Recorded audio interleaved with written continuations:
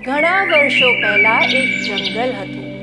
એ જંગલમાં બહુ જ બધા અતિ સુંદર ઝાડ હતા અને એ ઝાડની વચ્ચે એક કદરૂપું વૃક્ષ હતું। બધા જ સુંદર સુંદર ઝાડ એ એકમાત્ર કદરૂપા વૃક્ષની બહુ મજાક ઉડાવતા।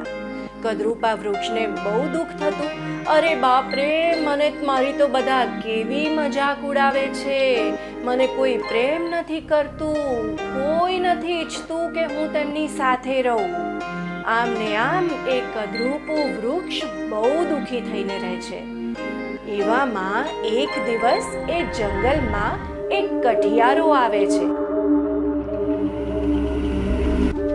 એ કઠિયારો બધા જ સુંદર વૃક્ષોને જોઈને ખૂબ ખુશ થઈ જાય છે અને એક પછી એક વારાફરતી બધા જ વૃક્ષોને કાપવા લાગે છે।